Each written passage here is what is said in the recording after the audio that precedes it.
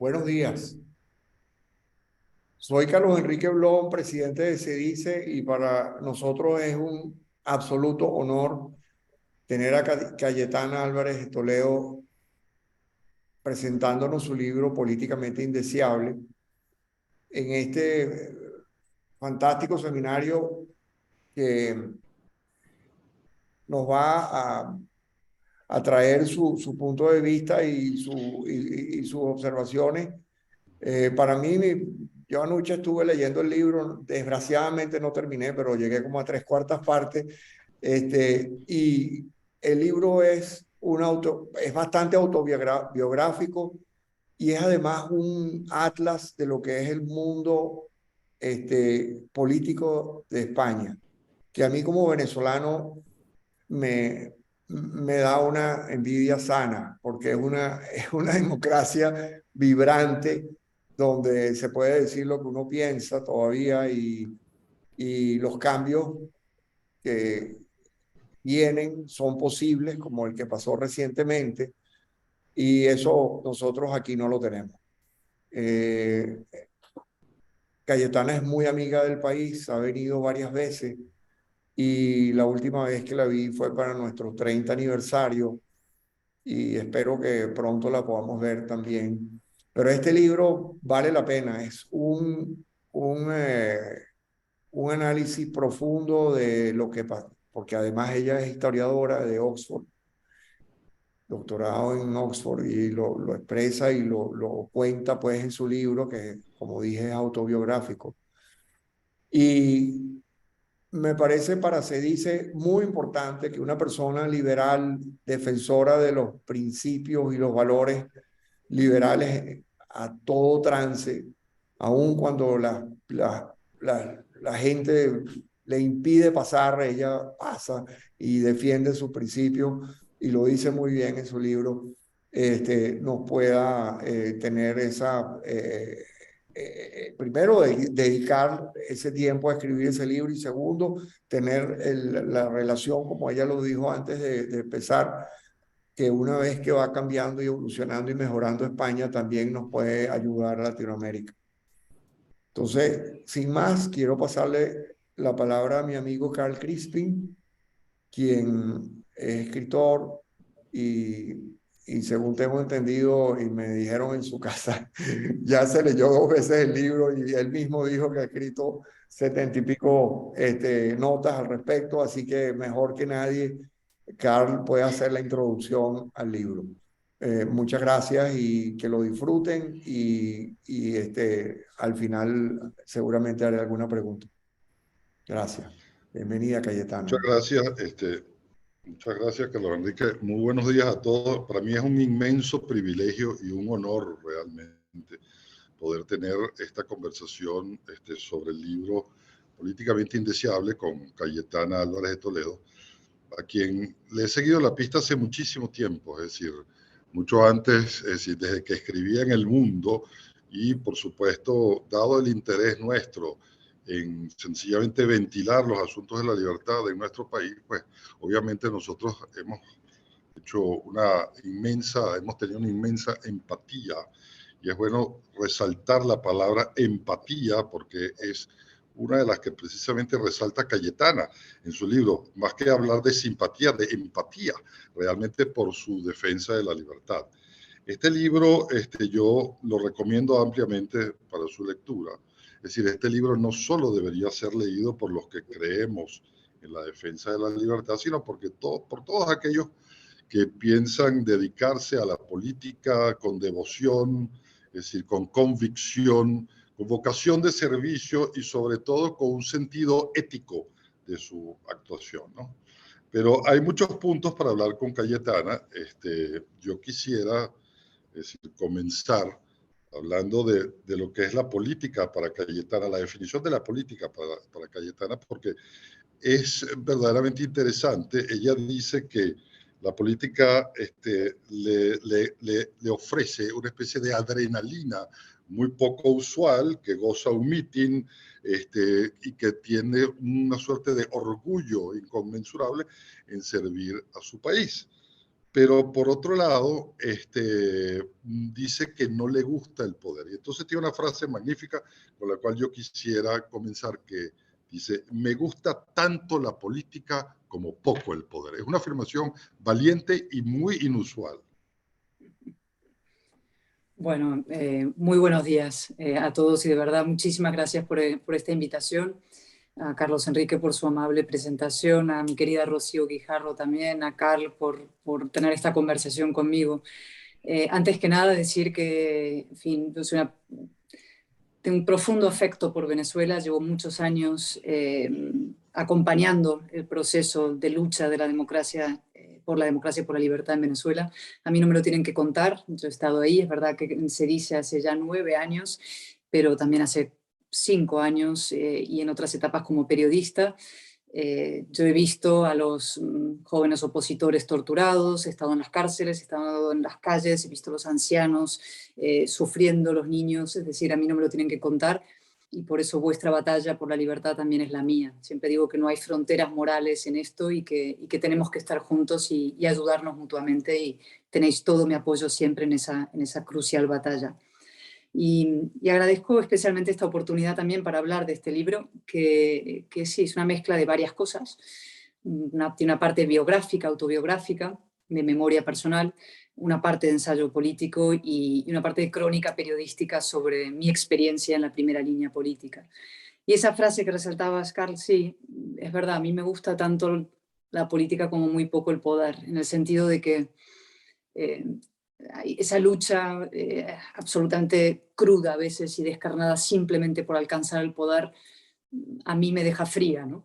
Si yo soy persona de firmes convicciones, creo que las ideas son decisivas en política, creo que nuestro espacio político tiende a pecar de abandonar las ideas creyendo que solamente importa la gestión de los fríos números económicos, y yo en cambio creo que las ideas son decisivas, es lo que mueve realmente el mundo, a veces para mal, hay ideas malignas, y a veces para bien, como las ideas de la libertad. Y por eso para mí eso del ejercicio de las convicciones y la defensa ética de unas ideas dentro del terreno político, que a veces es sucio, que a veces es embarrado, no soy ingenua, la política tiene una cara B, una cara oscura, pero esa es la manera en que yo lo concibo. Sin convicciones y sin ideas, este oficio no merece la pena.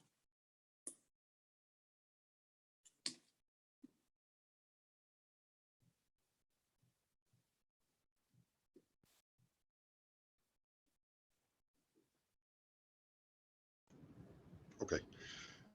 Otro elemento absolutamente resaltante en el libro, porque yo creo que debemos comenzar un poco por la parte definitoria, es la importancia que le da Cayetana a las palabras. Obviamente esto no es nuevo. Yo precisamente al leer tu libro estaba recordando ese libro maravilloso, El mundo de ayer, de Stefan Zweig, donde él no solo hace una biografía de su tiempo, sino hace una biografía de la importancia que la palabra tenía en esta suerte de edad de la seguridad que era el Imperio Austrohúngaro. Obviamente la palabra ha sido, es decir, puesta en un sitio muy poco propicio por la política, pero tú te empeñas, obviamente, en rescatar y dices, tenemos que devolver a las palabras su peso, porque es la manera de defender la democracia. Es decir, cuando una nación pierde de alguna u otra forma, es decir, la importancia que le da a las palabras, todo se derrumba, obviamente, alrededor de ellos. Además que en este momento también, como tú lo resaltas y como tantas personas lo han resaltado, hay una especie de profusión de vías de comunicación tan poco ortodoxas como son los emojis y los stickers, que también los políticos han caído precisamente en eso. ¿Cómo rescatamos esa especie de entendimiento consensual a través de la palabra? Sí, para mí hay tres cosas decisivas en la política. Las ideas, que ya lo he destacado, pero podríamos profundizar sobre eso. Las palabras y los hechos, ¿no? Y en este tiempo hemos orillado tanto las ideas, desde luego desde el mundo liberal, la derecha, como las palabras y los hechos en general. Es decir, las palabras, su sentido se ha diluido, se ha evaporado, es decir, vale lo mismo una cosa que la otra. Las palabras pasan a perder sustancia, y cuando no tienen sustancia y no significan nada, pues es imposible la comunicación, es imposible el verdadero diálogo político. Y el tercero son los hechos, es decir, sin hechos, es decir, sin la verdad, sin una palabra que signifique cosas, que tenga algo detrás, es imposible el ejercicio razonable de la política y razonada de la política.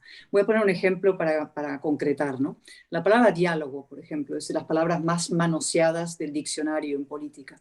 La palabra diálogo significa muchas cosas. En general, en el mundo en el que nos movemos, es utilizado por la izquierda como el eufemismo de otras cosas. Siempre suele significar una claudicación del orden democrático en aras de grupos violentos o de una dictadura o de personas que presionan al orden democrático. Sin embargo, como es una palabra tan bella y tan bonita, se utiliza con otro sentido para presionar a quienes se resisten a entrar en esa claudicación o en esa sesión, y para obligarle a cómo vas a estar en contra del diálogo, ¿no? Entonces, como un TEDx aquí en España son los artificieros, ¿no? Los que trabajan con los bomberos que detonan bombas, hay que levantar las palabras para ver qué hay detrás realmente. Otro ejemplo es la palabra paz, que se utiliza para todo, ¿no? La paz, queremos la paz, cuando muchas veces, por ejemplo, en Ucrania y Rusia se pide desde determinados sectores, queremos la paz, es decir, le están diciendo a los ucranianos que cedan ante la invasión rusa para llegar a un acuerdo, ¿no? Es decir, se utilizan palabras bellas para conseguir objetivos políticos muchas veces espurios. Eso en una parte. Y luego cuando la palabra se banaliza, cuando nada significa nada, insisto, la propia democracia se devalúa y se degrada. Y yo lo he visto mucho en el Parlamento hoy en día, y no solamente en el Parlamento español, sino prácticamente en la política en general, ¿no? La política se ha vuelto el reino de lo que llamamos aquí el sasca, que es una cosa en Twitter, ¿no? Que es una respuesta rápida y con gracia a un asunto, o del tweet, es decir, los argumentos razonados se sustituyen simplemente por algo muy rápido, corto y efectivo y efectista. Es decir, se van abandonando y orillando la capacidad de argumentación basado en hechos por una palabra devaluada, y los sentimientos, ¿no? La sentimentalización de la política. El emoji es la expresión más extrema de esa sentimentalización, es decir, pongo un emoji, una carita de llorar, una carita de sonrisa, y sustituye a la palabra con toda su precisión y con sus matices, o incluso con el uso de la ironía, etcétera, ¿no? Y yo creo que ese proceso de devaluación de esa manera de comunicarnos lo que está haciendo es simplificar hasta extremos de parvulario el ejercicio de la política, y por tanto degradándolo profundamente. Y esto tiene, y voy muy rápidamente, digamos, algo detrás, ¿no? Que es esa infantilización del discurso público. Y desde los movimientos populistas, lo que se hace efectivamente es tratar a los ciudadanos como menores de edad.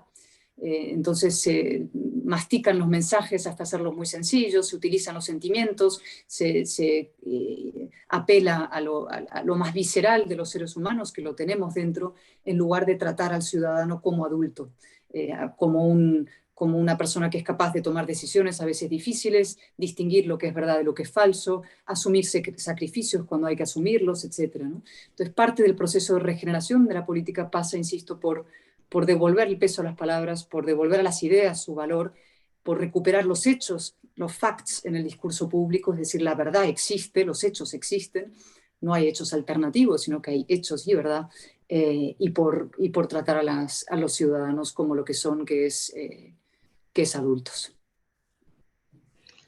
Cuando ponemos a las palabras en el centro de discusión del debate, obviamente llegamos a una cuestión fundamental, cenital para todos estos procesos, que es el problema de la verdad. Tú lo dices muy bien citando a Ignatieff, diciendo que no hay cosa que le cueste más a a un político que decir la verdad. Y dices también que el día cuando los políticos digan en privado y en público exactamente lo mismo, pues cambiarán las cosas. Ahora, ¿cómo hacemos o cómo pueden hacer los políticos un poco para conciliar la dimensión pública y la dimensión privada, un poco en el ejercicio de eso que también el filósofo español Javier Gómez Lanzón llama la ejemplaridad pública? ¿Cómo conciliar esas dos dimensiones para crear ejemplaridad pública? Bueno, yo creo que esto que explico en el libro, de que cuando empecemos a decir en público lo mismo que en privado, conseguiremos empezar a derrotar al populismo, yo creo que es cierto, ¿no? Uno de los problemas es esto que mencionaba anteriormente, que es que los políticos no se atreven a decir la verdad públicamente porque creen que los ciudadanos no van a soportar la verdad y por tanto no les van a votar. Entonces les tratan como menores de edad o como clientes, ¿no? El cliente siempre tiene la razón, con lo cual el cliente siempre le da la razón. Los tratan como niños, les dicen aquellas cosas que pueden gustarles y agradarles, y entonces así es como se van perpetuando los movimientos populistas y se va instalando en un país o en una comunidad la decadencia, ¿no? Porque para salir adelante, la vida no es gratis, la vida es difícil, hay que levantarse, hay que trabajar, hay que asumir sacrificios, hay que hacer reformas profundas. La vida no existe la vida al baño María, como digo muchas veces, y mucho menos la política, ¿no? Y entonces empezar a decir la verdad de lo que opinamos, la verdad de las cosas, las reformas que hay que hacer, tratarles como adultos, es el principio del camino hacia una regeneración, ¿no? ¿Y eso es fácil? No. Hay un político europeo que decía, sabemos lo que tenemos que hacer, pero no sabemos cómo salir elegidos si hacemos eso que tenemos que hacer, ¿no? Y eso forma parte del gran dilema del político, ¿no? ¿Hasta qué punto puedo explicar a los ciudadanos, por ejemplo, reformas difíciles que habrá que hacer, o que no, el estado del bienestar no tiene recursos infinitos, o que va a haber que, no sé, por ejemplo, ahora en Europa un debate sobre las pensiones, ¿no? O reformas en el mercado laboral para poder mantener la economía funcionando, ¿no? Esos son dilemas que vivimos, pero yo insisto y creo profundamente que los ciudadanos agradecen que se les diga la verdad y que es mejor el camino de un sacrificio útil que una demagogia que lo que genera es más sufrimiento inútil y un goteo en el fondo de insatisfacción y frustración permanente, ¿no? El populismo vive de las ficciones, de las grandes mentiras, de las palabras bonitas,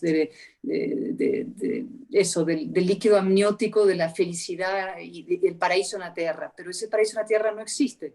Lo que no quiere decir es que la tierra sea un infierno, pero desde la política tenemos que ser capaces de ahormar e ir acompañando a los ciudadanos en un camino a veces difícil y duro, pero que tiene resultados y que da frutos al final. Uno de los sitios de reunión o el sitio de reunión por excelencia de los políticos, obviamente, es el partido político, que es donde sencillamente confluye pues, gente con la misma visión de la vida, de la política, de la economía, etc.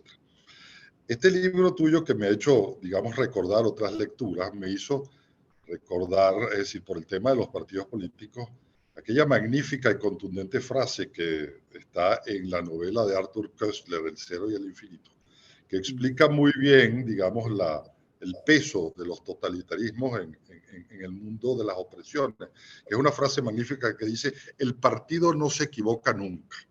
Ahora, los partidos europeos, es decir, y los partidos también hispanoamericanos, tienen mucho de ese peso del poder del partido político como sitio, digamos, de opinión única, ¿no? De alguna u otra forma, es decir, tú fuiste, digamos, que señalada en tu propio partido por haber, es decir, estado a la libre, si se quiere.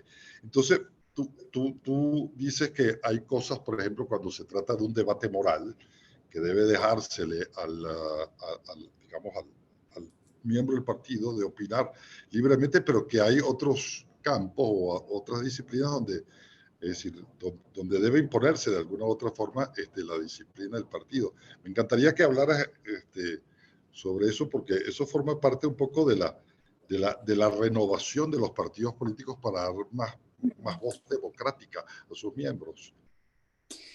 Sí, bueno, cada país tiene su dificultad con esto, ¿no? Hay países donde los partidos son muy, muy débiles, y eso también tiene sus desventajas, ¿no? El caso español sería más bien el contrario. En el caso de España tenemos partidos políticos muy, muy fuertes. Se hizo así en la transición para dar estabilidad al sistema cuando salimos de la dictadura a la democracia. Y eso tuvo su sentido, es decir, efectivamente creó una columna vertebral dentro del país, partidos fuertes que permitían una alternancia política, etcétera, ¿no? El problema es que, como siempre, es cuestión de equilibrios, y a veces cuando te pasas de frenada acabas creando partidos tan, tan fuertes que van destruyendo la autonomía del diputado, por ejemplo, o del líder individual, ¿no? Y entonces donde pasa a ser una masa de borregos acrítica que solamente buscan complacer al líder porque del líder depende su futuro y su permanencia dentro del circuito de la política, ¿no? Entonces eso ya pasa a ser un sistema, en fin, con gravísimos problemas, porque eso fomenta y promueve la mediocridad dentro de las organizaciones políticas. Entonces hay que encontrar un equilibrio. Yo comprendo que los partidos son imprescindibles. A veces digo que son un mal necesario, son necesarios, a veces son un mal, porque es verdad que es muy difícil esa estructura tan cerrada para quienes apreciamos la libertad y el espíritu crítico y la independencia de criterio, ¿no? Pero son imprescindibles para organizar la vida en común. Y dentro de esa, siendo imprescindibles, yo creo que hay que encontrar un equilibrio donde sí haya debate interno, donde sí se permita más autonomía al diputado, donde el diputado individual o el parlamentario o el líder dirigente de ese partido se haga también responsable de sus decisiones, porque si tú no tienes libertad o ninguna autonomía ya eres perfectamente irresponsable sobre la decisión que se toma. Es decir, solamente es responsable la cúpula y te encuentras con que las personas son prescindibles. Podrías poner a Paco o a María o a Pepe, que es igual poner uno que otro, total, todos repiten la consigna del partido como de manual, ¿no? Y nosotros necesitamos que a la política se dediquen los mejores de la sociedad. Yo esto lo he comentado muchas veces. Yo tuve un grandísimo maestro, John Eliot, un grande hispanista que murió hace muy poco tiempo, uno de los grandes historiadores del último medio siglo. Y yo cuando le dije que me iba a dedicar primero al periodismo, le pareció un horror, porque yo llevaba tiempo estudiando la historia, en los archivos, haciendo una vida como contemplativa. Pero cuando unos años después lo llamé y le dije, querido John, ahora no solamente me he pasado al periodismo, sino que ahora voy a dar un salto más y me voy a dedicar a la política, y le pareció un auténtico horror. Me dijo, ¿cómo puedes seguir cayendo en el camino de la decadencia, ¿no? Porque es verdad que la política se ha vuelto un oficio muy, muy criticado, muy desacreditado y muy denostado. Y sin embargo, como repito, muchas veces no hay oficio más importante que este de la política. Si las decisiones que tomamos los políticos afectan a la vida de la gente de manera absolutamente determinante, de lo más pequeñito, el trazado de una carretera, hasta lo más grande, ¿no? Hasta la respuesta a una pandemia, hasta la decisión de la guerra, hasta la defensa de las libertades básicas, ¿no? Con lo cual tenemos que conseguir que a este oficio se dedique lo mejor de la sociedad, los más competentes, los más honrados, los más inteligentes, los mejores. Y eso no está pasando. Y tenemos que conseguir que pase. Tenemos que conseguir que a la política venga lo mejor de la sociedad y que la tónica actual, que es de mediocridad, cuando no de esperpento, y esto está pasando en muchos países, ¿no? Personajes esperpénticos que se dedican a esto, tenemos que cambiarlo y dignificar la política. Y eso pasa en una parte por conseguir a los mejores, por aceptar que el espíritu crítico, el pensamiento, la inteligencia es esencial, y volviendo a lo que hablábamos anteriormente, ¿no? El respeto a la palabra, el respeto a las formas, el respeto al fondo, a las ideas, vuelva a primar, ¿no?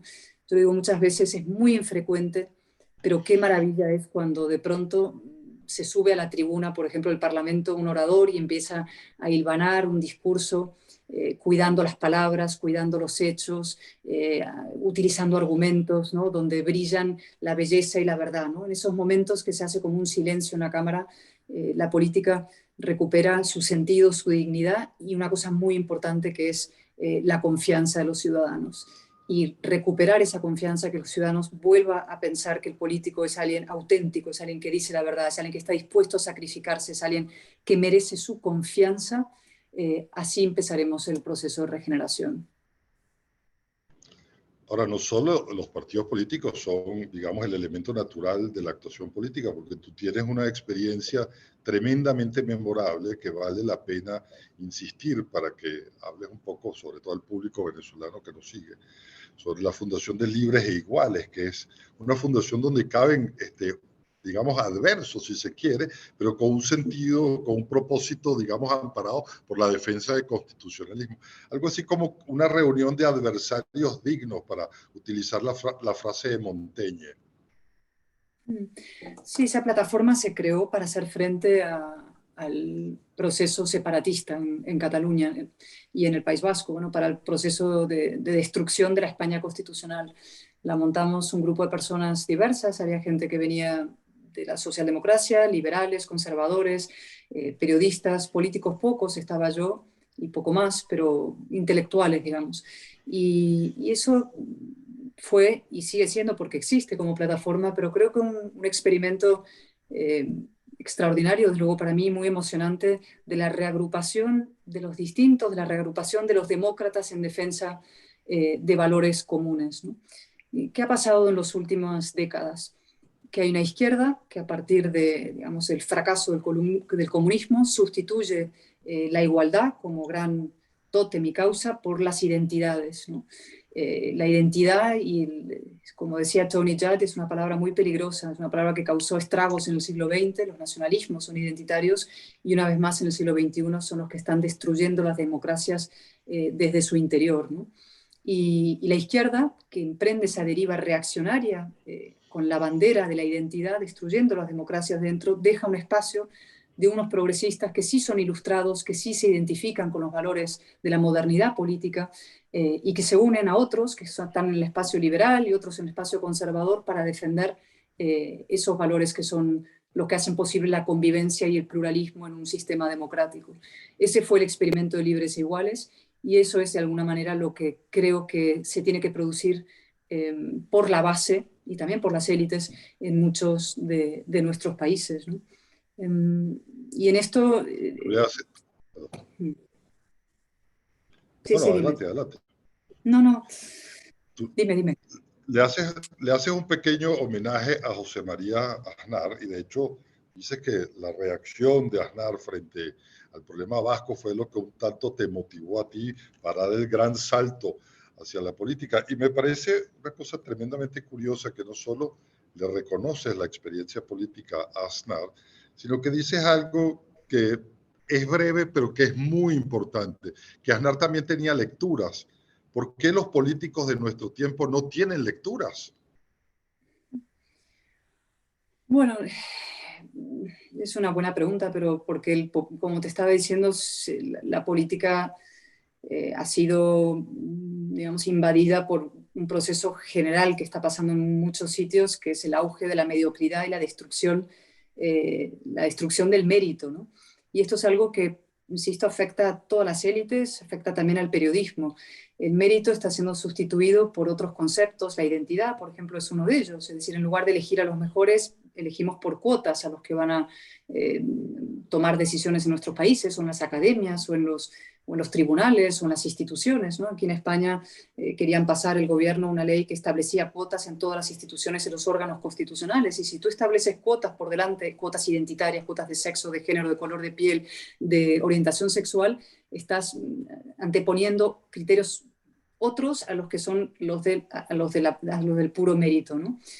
Y eso va de la mano, como te decía, con una cierta destrucción de todo aquello que formaba parte de lo que este mundo woke cree que es un mundo caducado y el mundo de ayer. La verdad, los hechos, como te decía, la jerarquía, la autoridad, la excelencia, el esfuerzo, el talento, ¿no? Y entonces hoy el parlamentario queda reducido o el político a un simple palmero que repite consignas, o el periodista se convierte en un tuitero, compite con un tuitero, es decir, la jerarquía y el orden desaparecen, los científicos al curandero, ¿no? Hay una especie de apocalipsis cognitivo que se empieza a promover incluso desde algunas instancias políticas, ¿no? Se reduce la exigencia en el sistema educativo al mínimo común denominador y se aplasta, insisto, a los que sí intentan asomar la cabeza, ¿no? Y eso va destruyendo no solamente los estamentos sociales, sino evidentemente la política, que es la expresión de todo aquello, ¿no? No se valora las lecturas y se valoran otras cosas, ¿no? El marketing, lo que fuera, la capacidad, el fandom, ¿no? La capacidad de arrastrar masas con discursos viscerales y sentimentales, o la capacidad de comunicación a través de las redes, es decir, son otros los criterios que se buscan y se degrada profundamente nuestro oficio. Y nada, por eso parte de ese enorme esfuerzo que tenemos que hacer es volver a reivindicar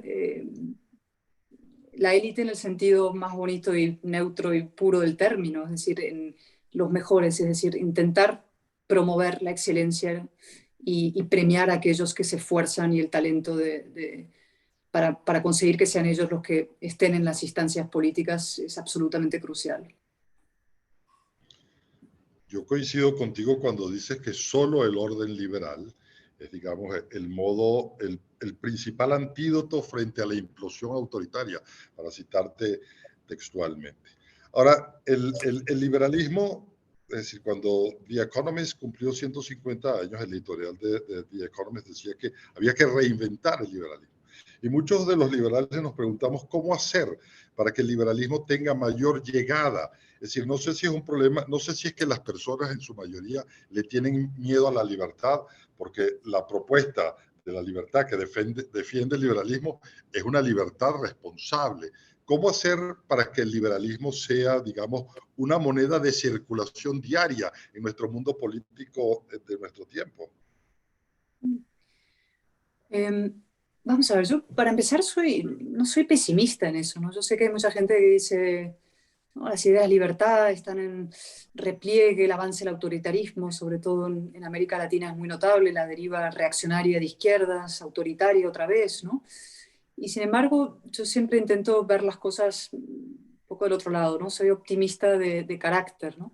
Yo sé que no está de moda y el optimismo y el pesimismo goza de un gran prestigio, pero yo no consigo desanimarme, ¿no? Y cuando veo ejemplos, ¿no? Lo que ha pasado en Ucrania, ¿no? Que de pronto un pueblo decide defenderse con un sacrificio enorme, ¿no? Defender un orden de democracia liberal, intentar pertenecer a un mundo europeo de valores occidentales liberales, ¿no?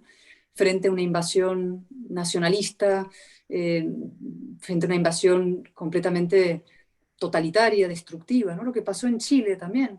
Hubo una respuesta de movimiento impresionante de base de cordura chilena frente a un gobierno muy radical, por una parte, y separatista, por otro, identitario, ¿no?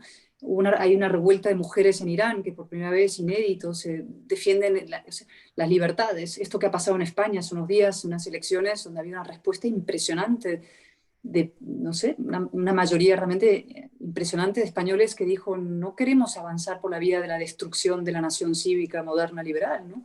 Y vamos a defender unos valores de convivencia que podemos vincular a ese mundo liberal que defendemos, ¿no? Todo esto son pruebas de que el anhelo de libertad es el principal atributo de los seres humanos, vivan donde vivan, y que sigue vivo y sigue, ¿no? Sigue fuerte, y que lo que necesitamos hacer es desde la política, desde las élites, desde el periodismo, desde quienes tenemos la responsabilidad en el devenir de los acontecimientos, es empezar por reivindicar con fortaleza esas ideas, defenderlas con claridad, eso que llamamos la batalla cultural, la batalla ideológica, y ponerlas en práctica.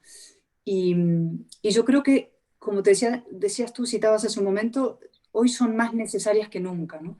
¿Y por qué digo esto? Primero porque lo que explicaba, ¿no? A partir de un determinado momento, con la caída del muro de Berlín, fracasa, ¿no? el mundo comunista, y sin embargo el comunismo se reorganiza, se rearma y avanza con esta bandera identitaria de destrucción del demos político y de la idea de la nación moderna, ¿no? Pero eso está yendo hacia ninguna parte, eso implosiona las democracias en colectivos identitarios desde su interior. Y frente a eso está la maravillosa, extraordinaria y luminosa idea liberal de la nación cívica basada en los ciudadanos libres e iguales ante la ley. Y esto lo explico de una manera: nosotros, los seres humanos, venimos del fondo oscuro de la tribu, ¿no?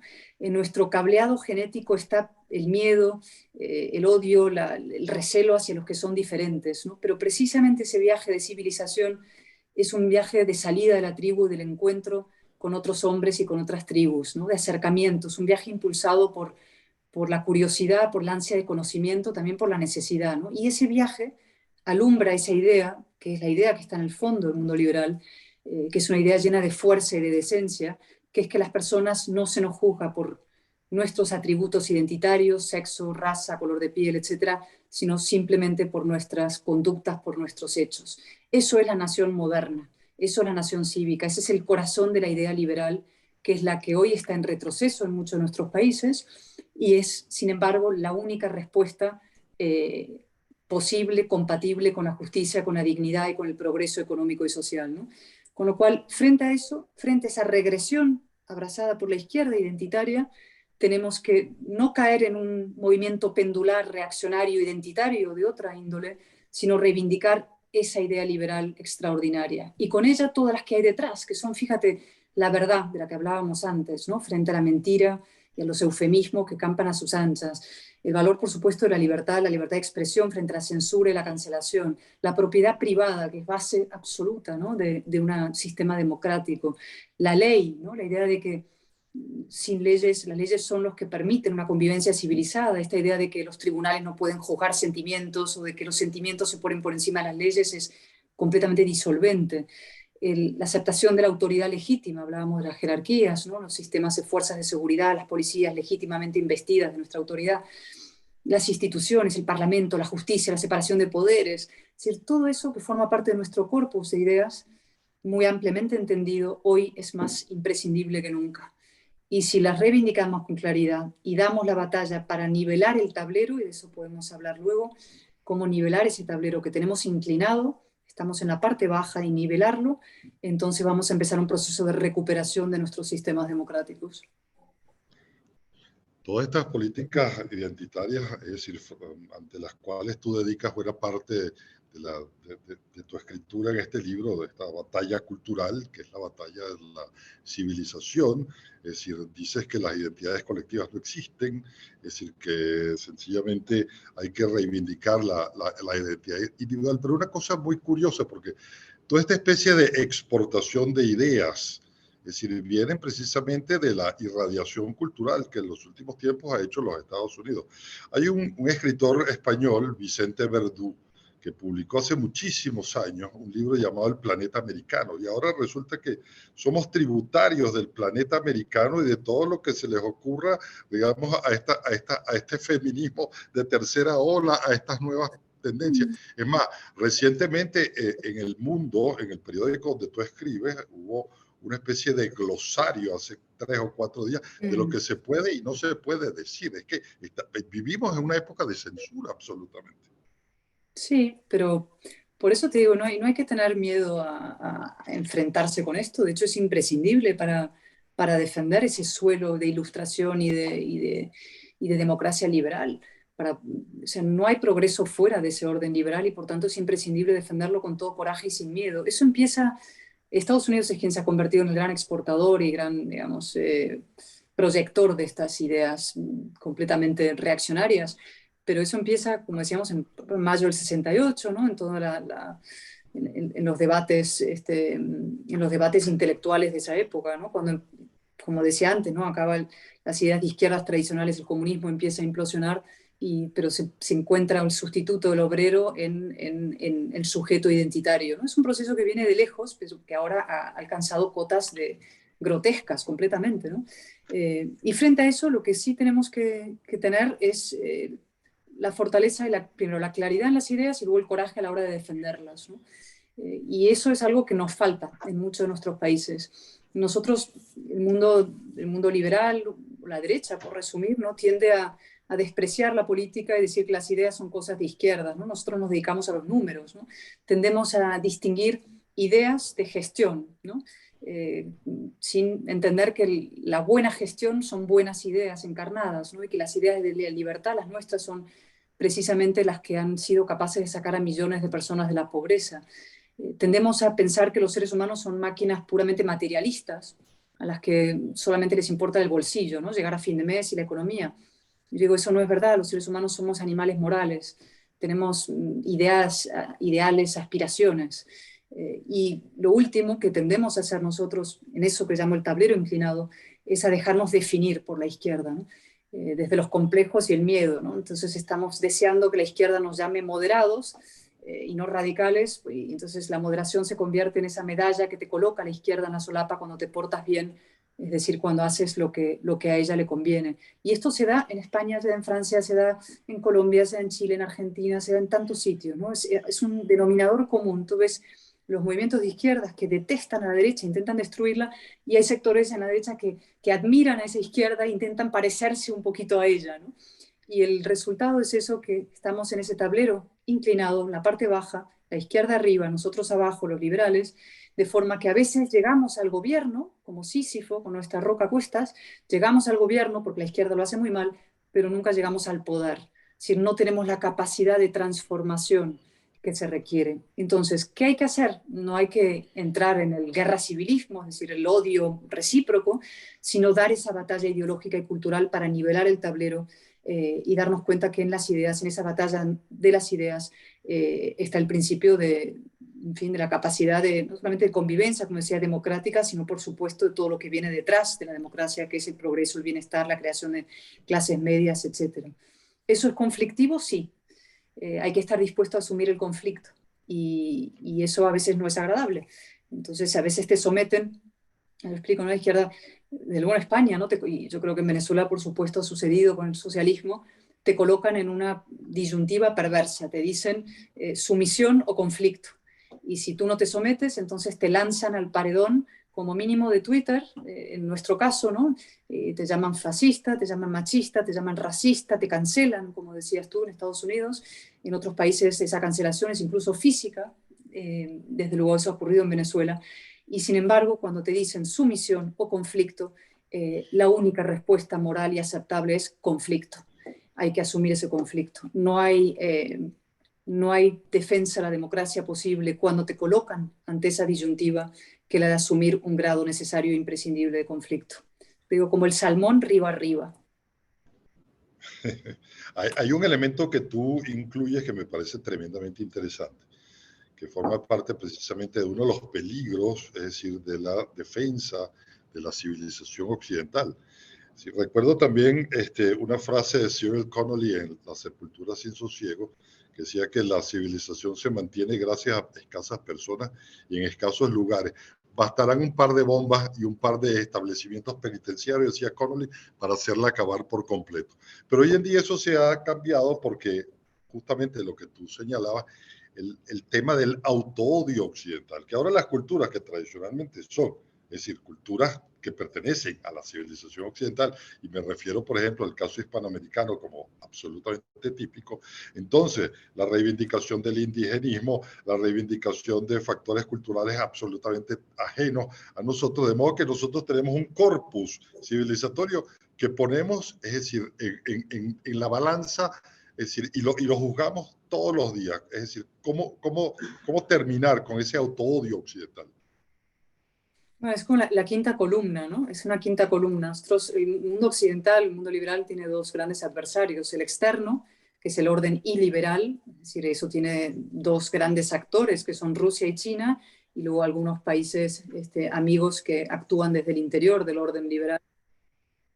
Perdona que ha sonado ahí, en fin, el régimen de Maduro, por supuesto, y tantos otros, ¿no? Que trabajan para un orden liberal. Pero también hay efectivamente dentro de los países, naciones democráticas, esa quinta columna, ¿no? Antioccidental en el interior, que trabaja para destruir el orden liberal y como bajo esa bandera que tú llamas del autoodio. Nunca lo reconocerían ellos así, pero efectivamente así es como operan. Y lo primero que tenemos que hacer nosotros es encararnos con eso, y es decir, desenmascarar a esos odiadores profesionales del mundo occidental, explicar lo que están haciendo y por qué lo están haciendo, ni siquiera por qué, pero explicar exactamente qué consisten sus maniobras y defender lo nuestro. El gran problema no es tanto lo que hacen los malos, entre comillas, es decir, los adversarios del orden liberal, sino a veces la cobardía de los nuestros, o la incompetencia de los nuestros, o los miedos de los nuestros, ¿no? Yo siempre pongo el foco en nuestra responsabilidad. Nosotros, ¿qué estamos haciendo para defenderlo? ¿Estamos haciendo con la suficiente firmeza, claridad, contundencia, con la suficiente... estamos poniendo los recursos, por ejemplo, a veces, incluso financieros en esa batalla, ¿no? A mí me impresiona, hablando del mundo iberoamericano, nuestra familia iberoamericana, hasta qué punto esa izquierda reaccionaria está organizada, financiada y articulada. Tienen sus grupos de Sao Paulo, sus grupos de Puebla, sus foros, su narcofinanciación, se ayudan unos a otros. Si uno tiene un problema, inmediatamente sale otro a defenderlo, ¿no? Cuando el mundo de Podemos, Pablo Iglesias aquí en España, tiene algún en fin, contratiempo, sale inmediatamente Cristina Kirchner a defenderle, Maduro, el otro. Es decir, tienen una red Petro de ayuda mutua. Y nosotros a veces parecemos un poco el ejército de Pancho Villa, ¿no? Cada uno va por su cuenta, hay grandes héroes de la libertad luchando en solitario como Quijotes en cada uno de sus países y ni siquiera se conocen unos a otros, ¿no? Entonces, una de mis obsesiones, y estoy trabajando en ello, y presidente Piñera y presidente Macri y otros grupos de expresidentes, y intentar es articular ese espacio ideológico y político y casi moral, ¿no? Intentar reagrupar el espacio de la razón y dar a ese espacio de la razón representación. Si la razón necesita representación, no basta con que los intelectuales estén unidos y escriban o los expresidentes firmen manifiestos comunes. Necesitamos que haya políticos en cada uno de nuestros países que estén levantando esa bandera y además ayudándose unos a otros como parte de una familia política común, ¿no? Y eso consiste en organización y financiación. Tenemos que ver quiénes son los grandes políticos hoy en Venezuela, quiénes son las alternativas en Chile, quién es la alternativa en Argentina, quién es la alternativa en México, y ayudarnos unos a otros y articularnos como un grupo de, como digo, casi de ilustrados defensores de la democracia, de demócratas frente a esta involución. Justamente tu maestro, John Eliot, tiene un ensayo maravilloso, es decir, de cómo se pueden encontrar las Américas, ¿no? La América, es decir, Iberoamérica con la América del Norte. Lástima que Eliot haya muerto, porque hubiese sido interesante preguntarle cómo podemos hacer para reencontrarnos los españoles de Iberoamérica o los que pertenecemos a la hispanidad con los españoles de alguna u otra forma, en una especie de gran concierto civilizatorio. Sí, John le preocupaba mucho. Yo, fíjate, mantuvimos unas conversaciones poco tiempo antes de su muerte, lamentablemente, y habíamos llegado al acuerdo de escribir un libro juntos. Yo se lo propuse y él aceptó, lo cual me llenó de gozo y de felicidad, y la idea era tener una serie de conversaciones sobre los asuntos que habían marcado su vida y también la mía, ¿no? Y Cataluña, España, América, España, sus relaciones, y uno de ellos era efectivamente lo que está pasando en esta vuelta de un indigenismo puramente oportunista, ¿no? Abandonado por líderes políticos para intentar pasar facturas, ni siquiera a los españoles de hace 500 años, sino a los compatriotas suyos de hoy, ¿no? Es decir, se utiliza la historia con espurios fines políticos contemporáneos para pasar cuentas a rivales políticos y para eludir la propia responsabilidad sobre los problemas de hoy.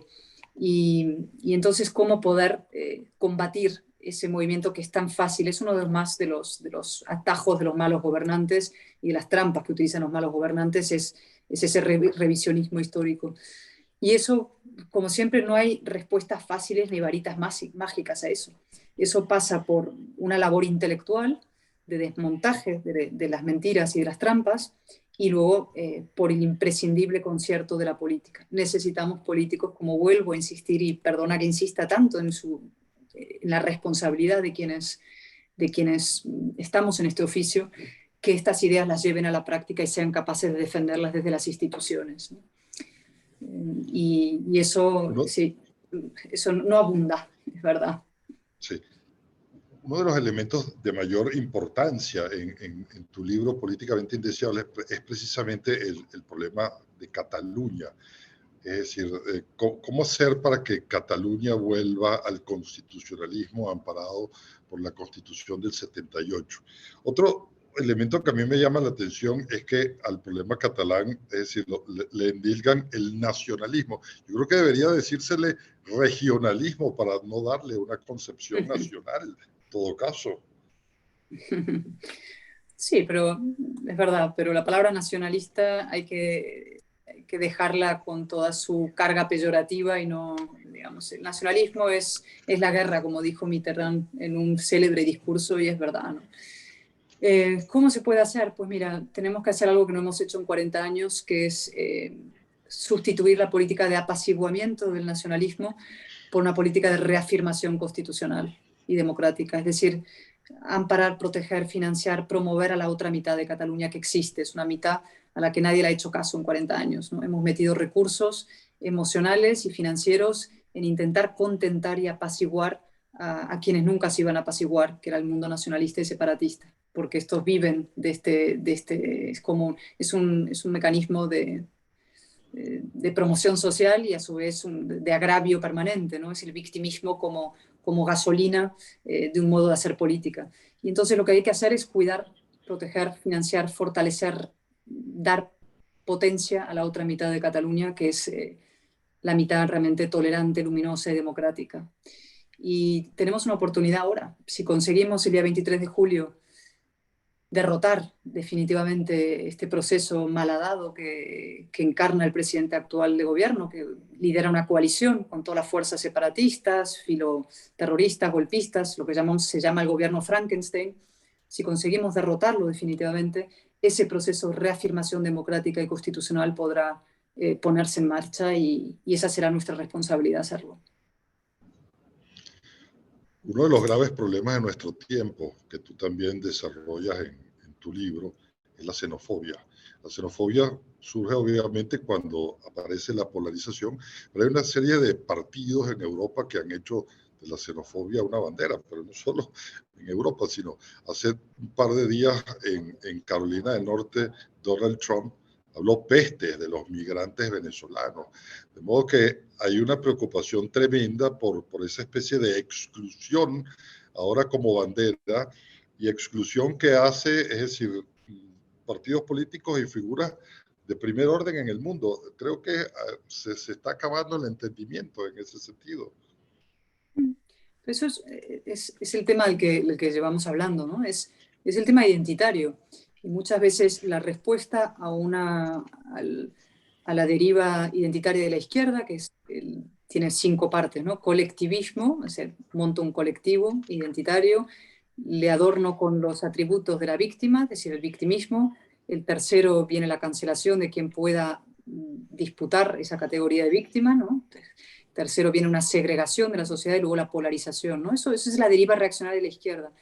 Y el problema es que como respuesta a esa implosión de la sociedad o de una comunidad política en grupitos colectivos distintos, hay un sector de la derecha que empieza a ofrecer una alternativa de aglutinar todo eso, pero con la exclusión de otros, es decir, una respuesta identitaria a la implosión identitaria. Eso fue el trumpismo en parte.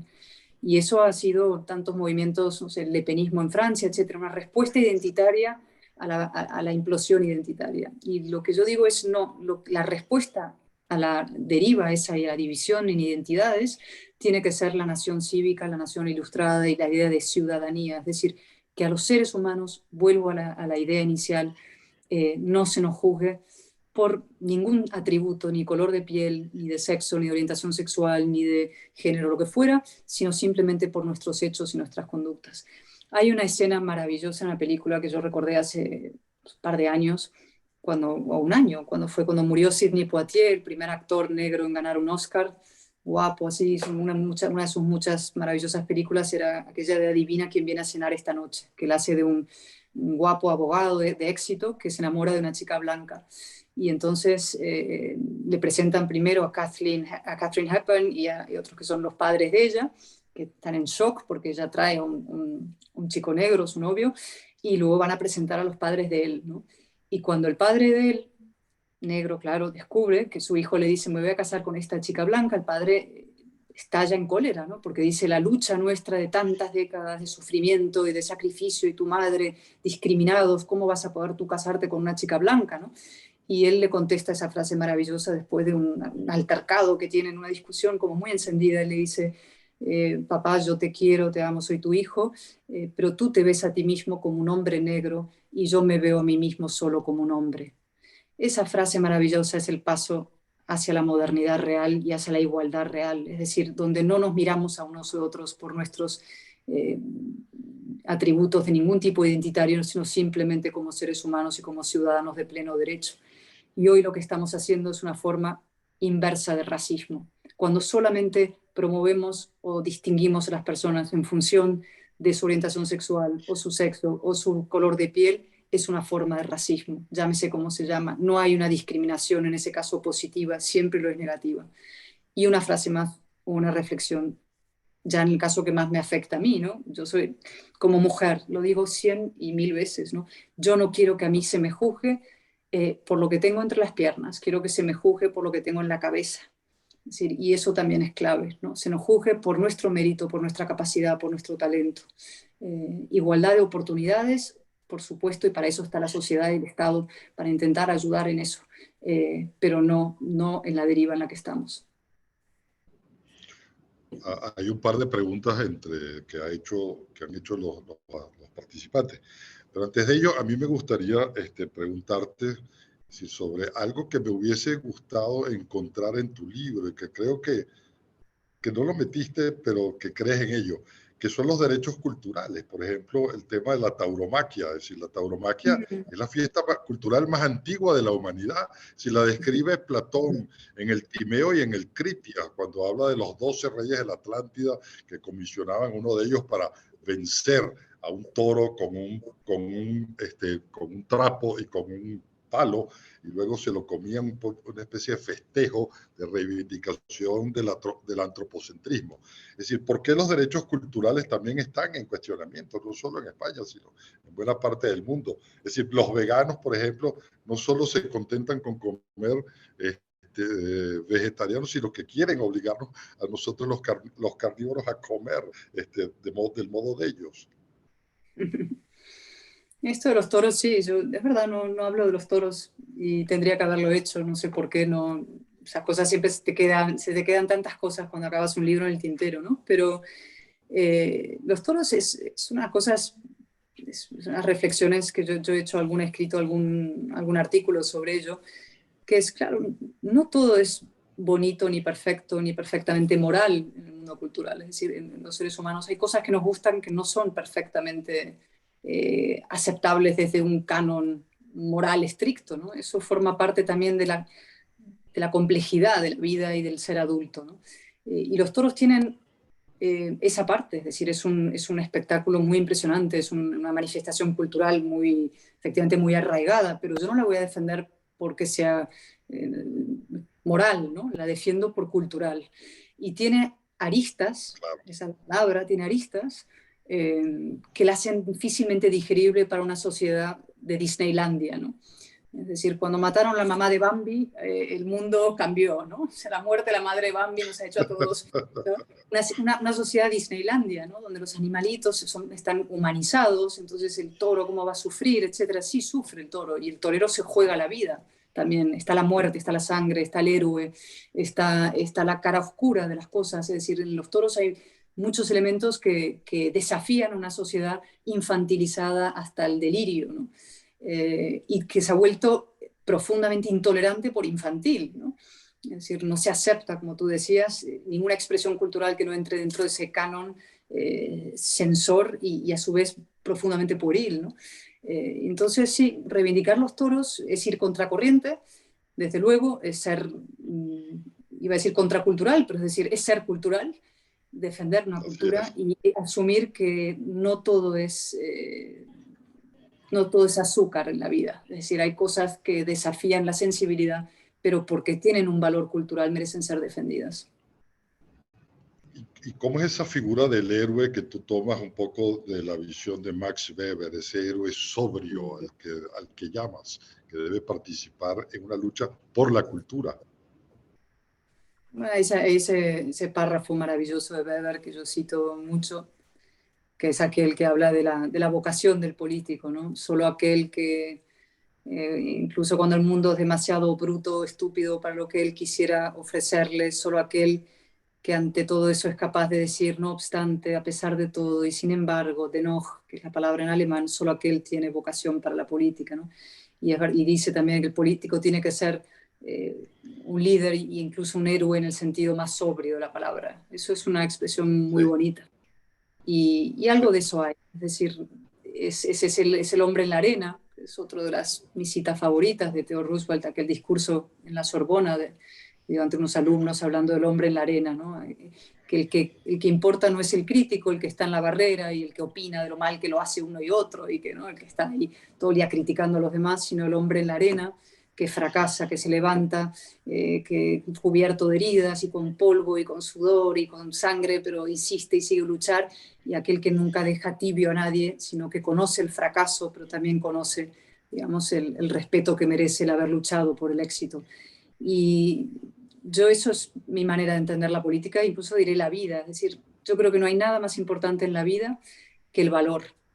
Se pueden tener muchas cosas, ¿no? Inteligencia, carisma, capacidad de seducción, etcétera, ¿no? Pero el valor es imprescindible en este oficio, tener actitud, tener valor y estar dispuesto a asumir costes y sacrificios de vivir de pie. Y eso de bajar en la arena es una manera, una visión, creo que una manera, una imagen que lo ejemplifica bien.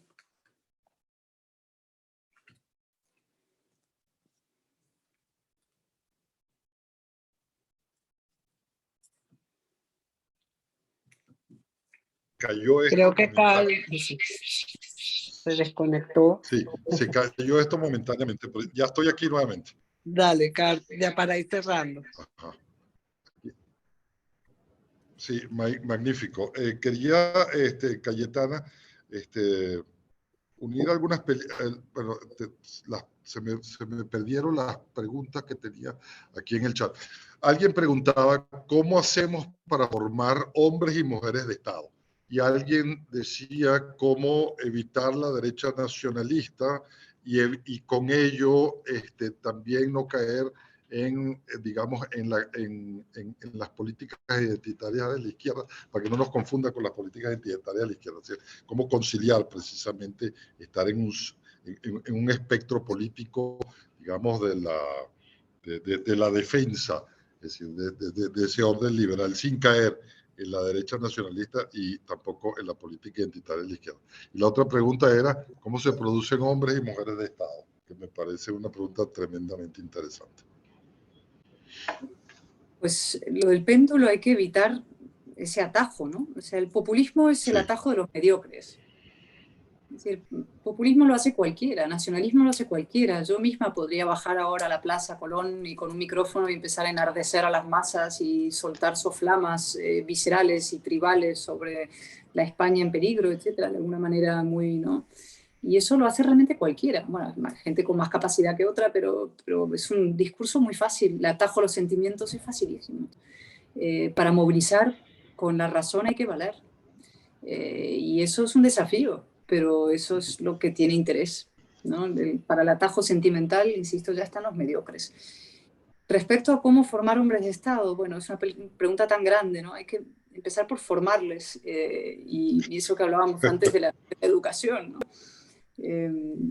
Frente a la apoteosis esta de los sentimientos, de que ¿no? Volver al estudio, al esfuerzo, al trabajo, a la excelencia, al sentido de los principios, sentido ético, volver a incluir la filosofía en los estudios, el aprendizaje, la historia. Es decir, hay tantas cosas que se están devaluando. Mira, os voy a poner un ejemplo.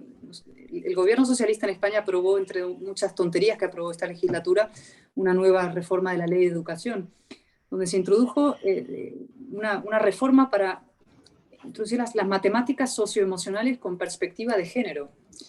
Claro, lo voy a repetir, las matemáticas socioemocionales con perspectiva de género. Con eso no se va a ninguna parte. O sea, ¿cómo vas a formar hombres de Estado? ¿Cómo vas a formar hombres o mujeres con capacidad cognitiva y crítica, y capacidad de competir y de razonar y de valerse por sí mismos en el mundo con esos instrumentos, ¿no? Es decir, tenemos que hacer una reforma de raíz sobre los elementos cognitivos y de espíritu crítico. Hay que enseñar a nuestros jóvenes a pensar, no qué pensar, sino a pensar. Yo tuve suerte, tuve una universidad donde todavía en esa época se enseñaba a pensar. A nosotros nos premiaban por nuestro espíritu crítico.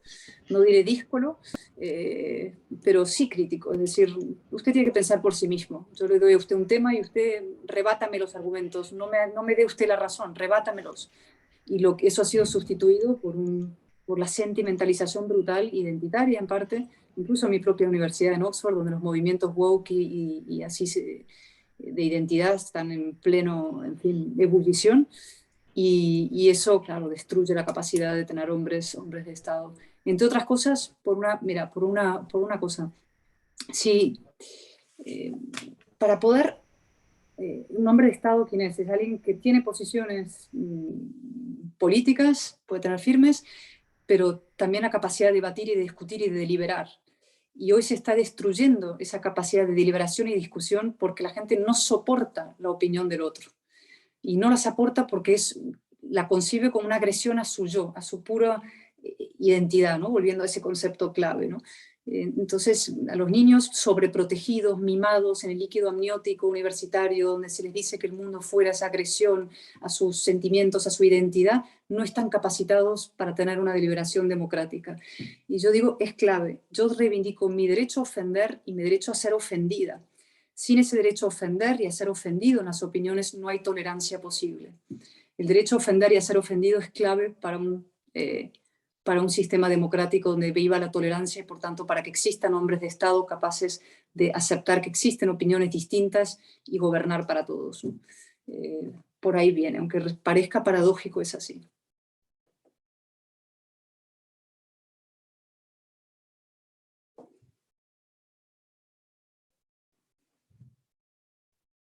Creo que Carl se cayó otra vez. Sí, no le oigo, ni le veo. Tampoco yo.